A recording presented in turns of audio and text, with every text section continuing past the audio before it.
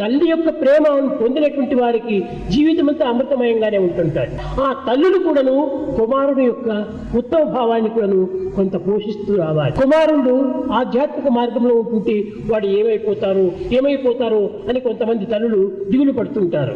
ఎన్ని జన్మల పుణ్యమో వారికి ఆ విధమైనటువంటి ప్రాప్తి లభిస్తుంటుంది. దానికి మనం ఆనందించాలి కానీ విచారించకూడదు. చాలా మంది తల్లిదండ్రులు కూడాను చదువులు అయిన తర్వాత వివాహం చేయాలి, వాళ్ళు ఉద్యోగంలో చేయాలి, గొప్పవారు కావాలి అని ఆశిస్తుంటారు. తల్లిదండ్రుల యొక్క ప్రేమ చేత గొప్పవారు కావాలని కోరుతుంటారు. కానీ స్వామి యొక్క ప్రేమ అలాంటిది కాదు.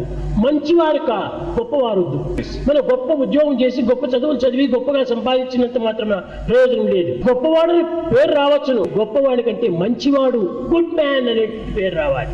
ఈ గ్రేట్ మ్యాన్ లో వచ్చేటువంటి ఫలితం ఏమిటి? కేవలం అంతా స్వార్థమే. మంచివాడి యందు నిస్వార్థమే.